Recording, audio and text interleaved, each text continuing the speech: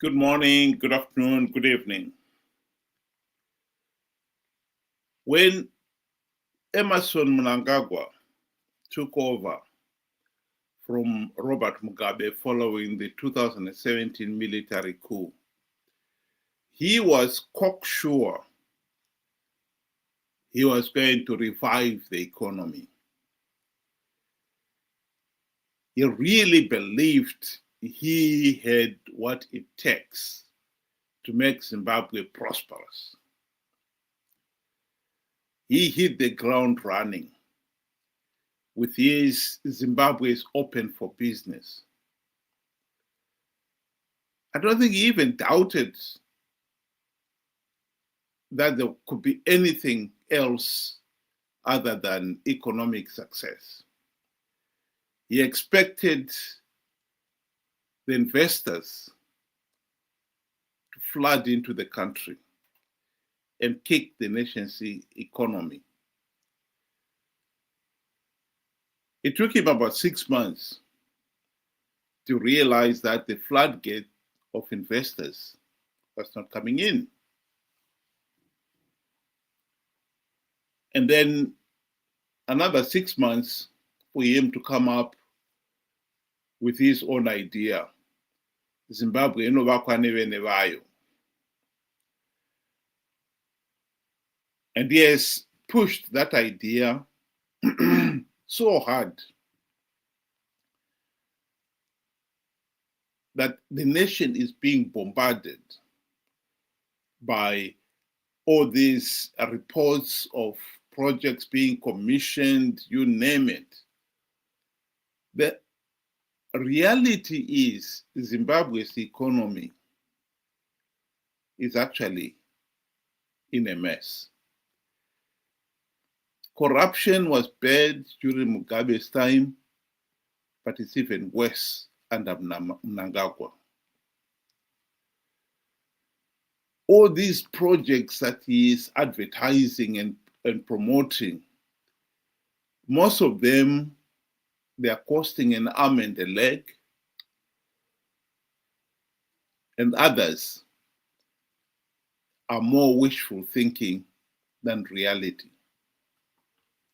Here is a video clip that has been going the rounds in Zimbabwe's social media, where they are talking about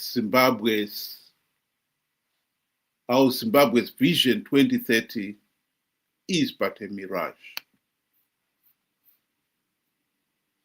My argument and dismiss this fake or rigged GDP of $52 billion, which I synonymize to putting $1 million in your Excel sheet and say I'm a millionaire. You pump your chest, but you're very poor like a church mouse.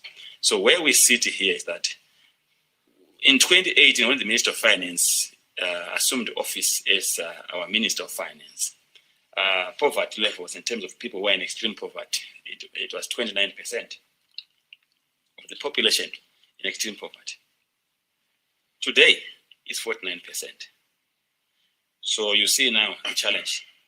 If his economy was working, how do you relate a poverty level of people in extreme poverty hitting 49% up from 29% if the economy was functioning, because they're supposed to be absorbing people who are in poverty and have a better life.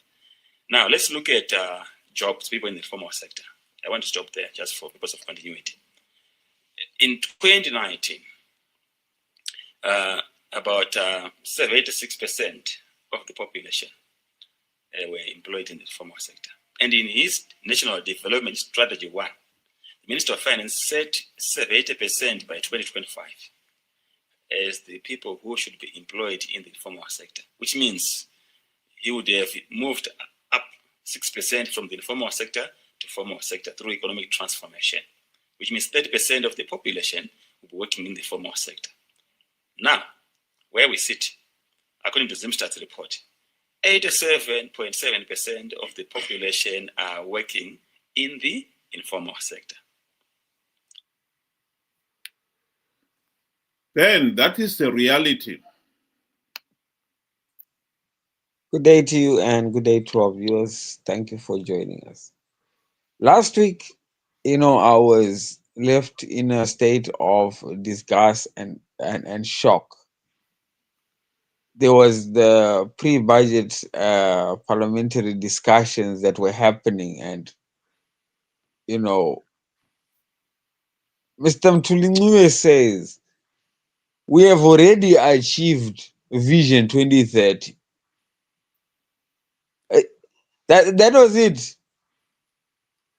We have been waiting for this Vision 2030 to see whether where the foundation is, where we are building to, and he's already saying we have already achieved this. This is the best that it will be. This is as good as it will get. Basically, that was what he was saying, and I'm like, with the figures that we are hearing, with everything that is going on. For example, the Zimbabwe government just owes, local, institutions such as, Beam for the children without the ability to go to school, uh, uh, Zimseg, you know, the list is endless. They owe to a tune of over 1.6 billion US dollars. And this is not, you know, RTGS. We owe locally 1.6 billion. And then Mr. Mtulingue says we have a surplus of 600 million, up from the 300 million that we had to back our dollar or our RTGS. And then, any fool can say, Hold on, how can you say you have a surplus while you are just not servicing debt, local debt? I'm not talking about international, debt where we know it's over 2 billion as well. You the reason why you have anything in your pocket is because you are not paying what's owed to people. And now, to me, this explains what this gentleman is saying. You know, he sees what he wants to see, and yet everybody else cannot. It's a mirage. And I think that is the perfect word to put this whole Vision 2030 business. You know, we are never, any logical person or anybody that is willing to look at the facts and statistics on the ground will never be able to see Vision 2030 for what it is, because it's something that only exists in their heads.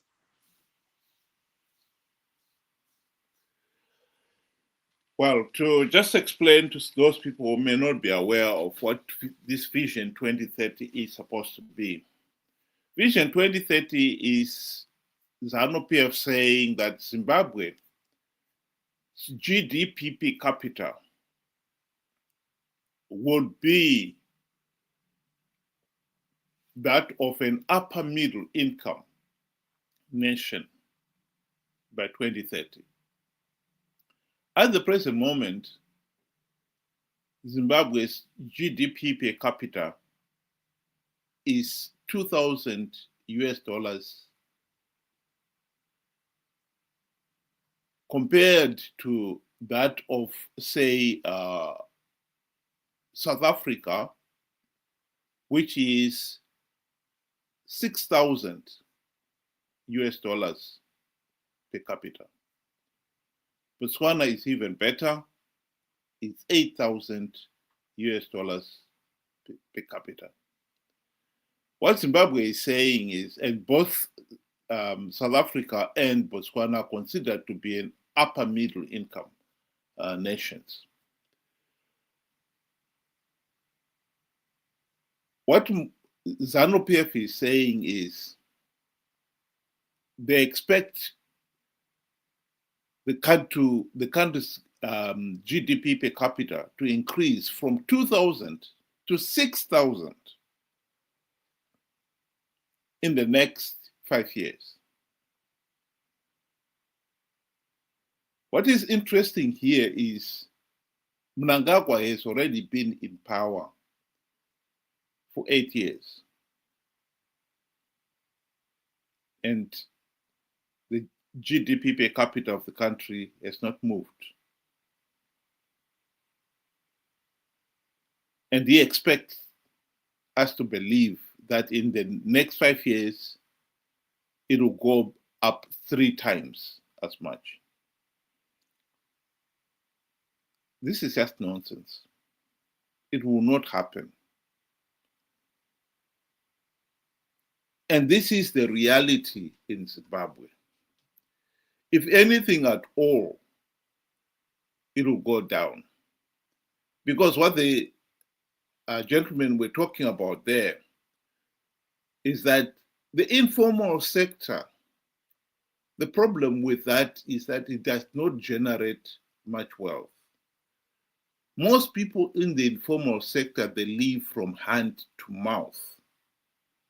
And this is why those living in abject poverty have increased from 29% to 49% since Mnangagwa took over.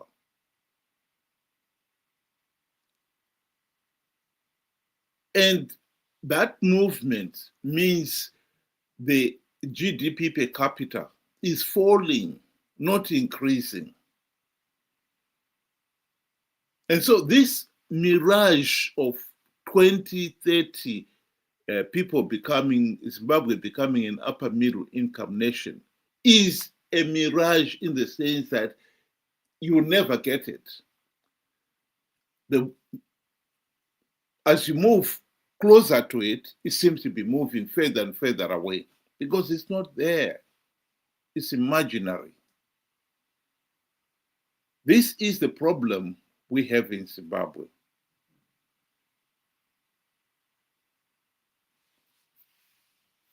I mean, when you see, big companies that we have, we were born to, such as, OK Zimbabwe, are actually closing shop.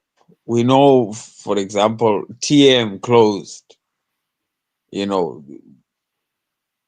were there since forever. Jaggers wholesale, they closed because they could not compete with the informal, tuck shops that are springing up left, right, and center. Who, you really don't know where they are getting their products from, how, and even if they are actually even paying taxes. So once you have the informal sector, thriving at the rate at which it does in Zimbabwe, it really does not show, growth at a national, level. You cannot measure it. If somebody is selling tomatoes, where they bought it, you don't know. How they bought it, you don't know. And how much they're even selling it, you would never even know. So one has to ask, if you're having the informal sector that is thriving, and yet this here sector really doesn't, give back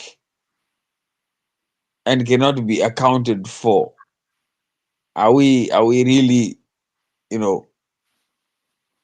able to measure our own, growth. Because I for one actually think that if you have an informal sector that is booming, actually crashing the formal sector. I mean, look, big companies like, Cisco Steel, Lancashire Steel, Steel Force, they have all closed down. We all have these, small little Chinese startups that are all over. And some are being said they don't even pay taxes. Some are not even, looking after their employers. There is no money. Actually, government also owes NASA, people's pension. Our Zimbabwe government has taken money from NASA, people's pensions, and has squandered it. Then the question now is that the foundation that would have been required for us to have an upper middle income economy? Is that the foundation that is supposed to house this Vision 2030? And the answer is obviously it's a no. Vision 2030 is only in their eyes and in their heads. And they want to sell us or to hammer this, you know, uh, belief into our heads. Yet they themselves really know they don't have a foundation built for any of this, Vision 2030 to even grow or progress. It's all nonsense.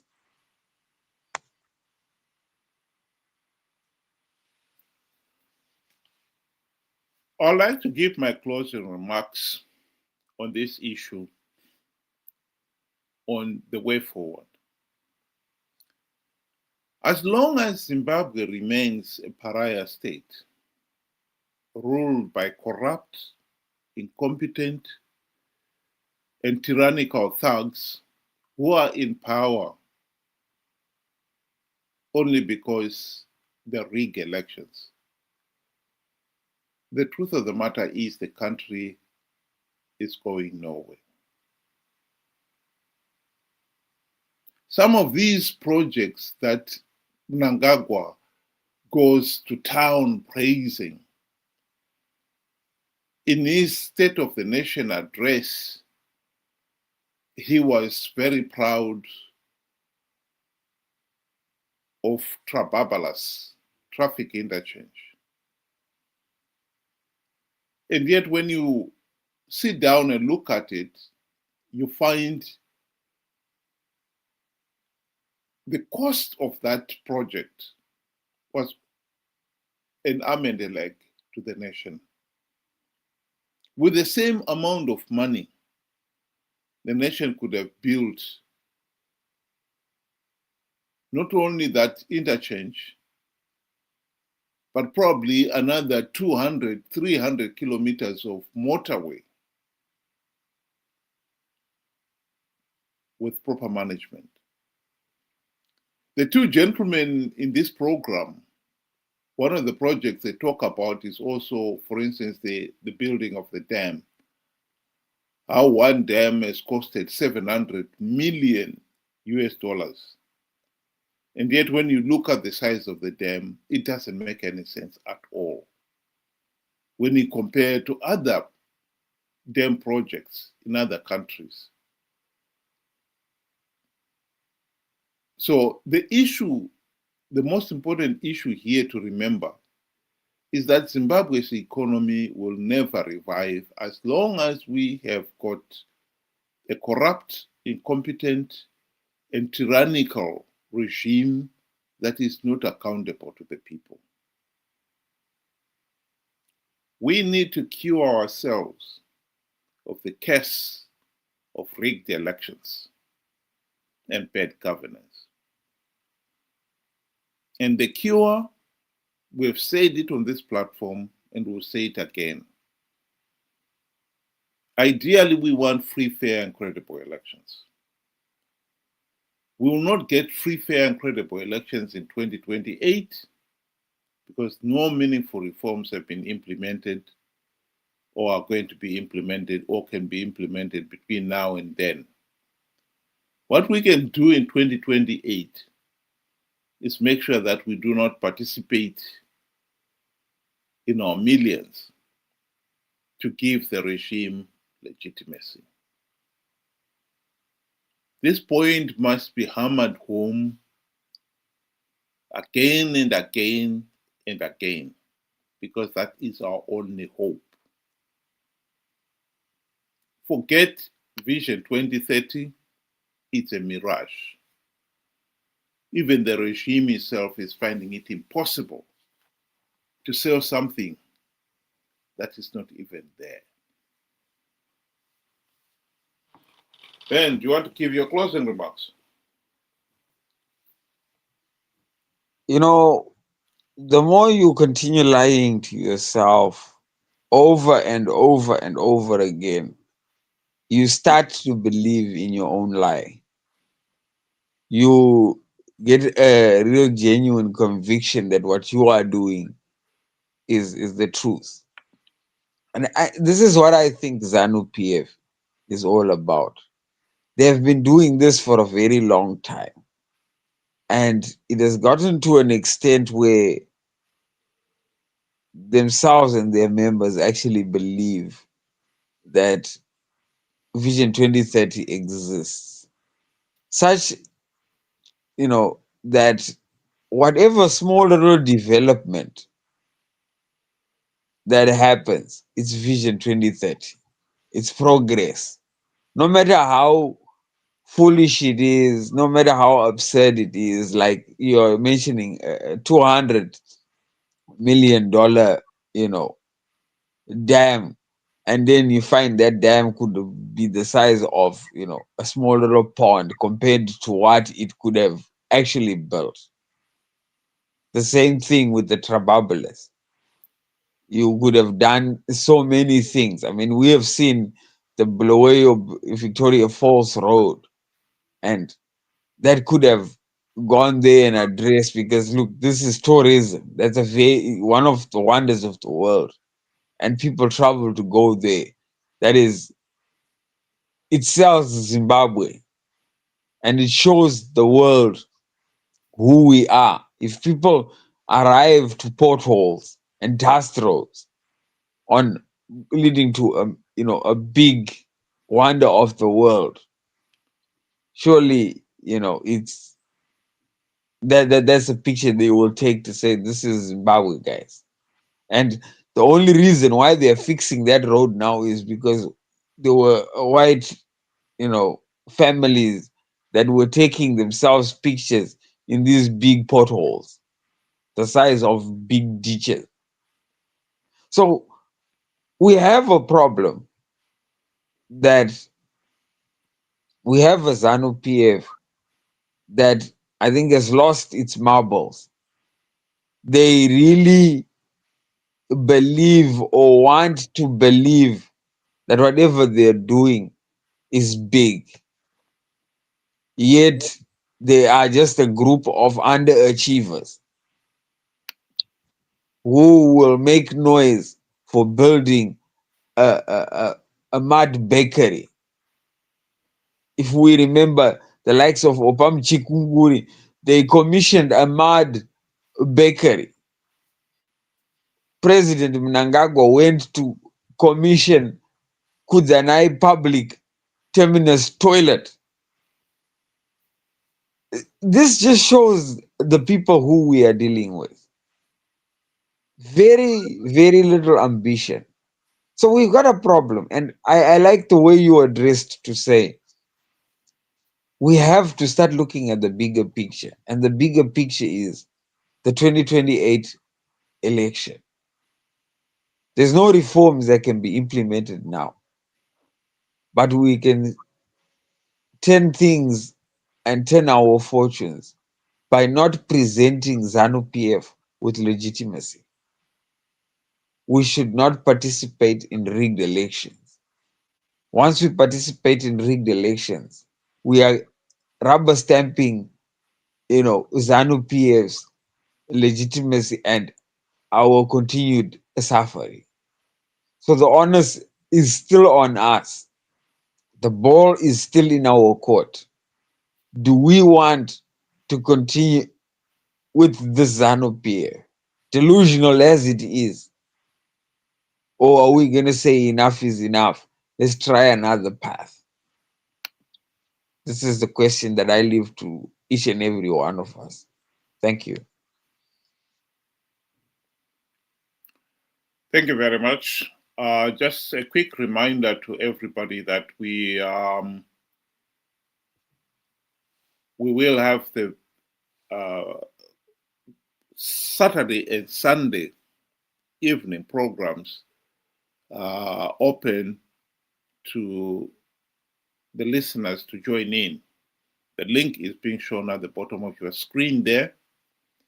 And we are using the same link all the Saturday and the Sunday. So as long as you've got that link, you can join us. And I hope you'll be able to join us one of these days and share the ideas. And to everybody else, thank you very much. Thanks to Ben and thanks to our administrator. Good night.